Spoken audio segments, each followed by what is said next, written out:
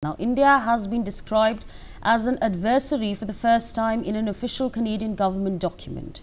That description came in the National Cyber Threat Assessment 2025-26 released by the Canadian Centre for Cyber Security.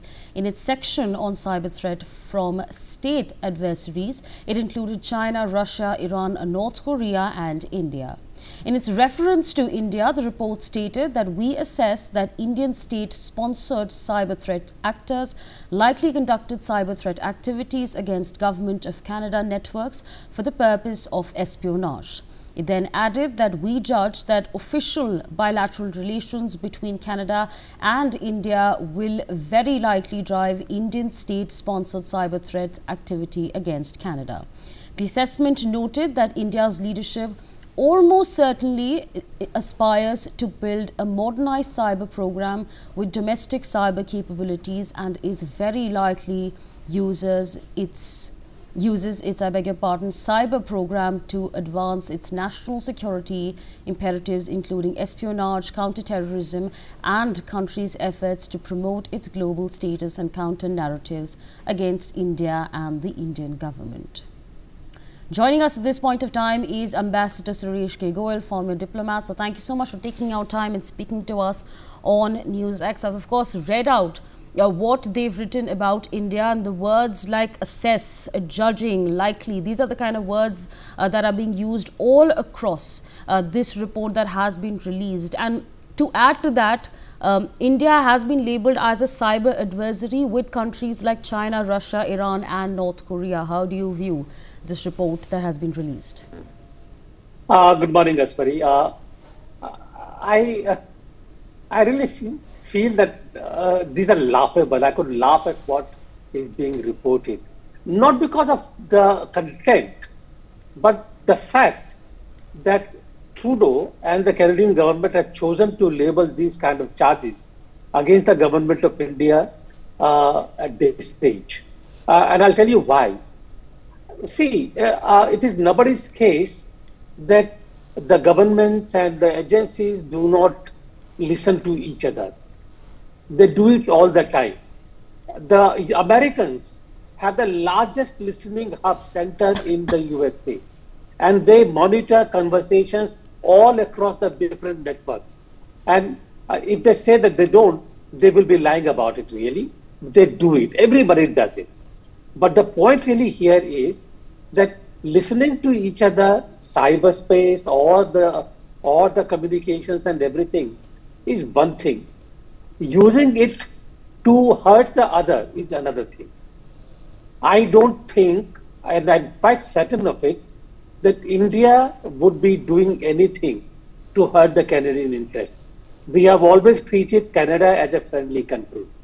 If Canada somehow has come to believe that India is an adversary, that's something which makes me laugh really. That's a reason. And the fact here is that I also wonder why Trudeau is doing this thing after having basically labeled charges against India indulging in killing of people in Canada. I do not know. And that too, admitting later that there was no evidence. They only had the intelligence assessment. And we all know what the assessment basically means. The point really here is that if you want to have good relations with the other country, now I give the example of the USA. The USA also has basically different kinds of things that pointed this out to the government of India, but all those things have been kept under the radar. They have not become political. Canada has chosen to make it political at this point in time. Now, that is what makes me wonder why they are doing it. Are they acting as a vehicle, as a guinea pig for somebody else to keep India under pressure? And if they are doing it on their own, then why? Canada is like a bacha in terms of economy before India. Canadian economy, there's a large contribution by the students who go to Canada to study. I mean, I don't know what Canada would be actually gaining by labeling these kind of charges, and that too without any hard evidence. And therefore, I think that also makes me laugh and makes me wonder what Canada wants and whether we can hope to see a change in these kind of phenomenon coming from Canada after elections, both in the USA and in Canada next year. Sorry. Right, so absolutely requesting you to stay on with us. My colleague Ajay Jandal also joins us on the broadcast. Ajay, take our viewers through this report and what it is that they have claimed.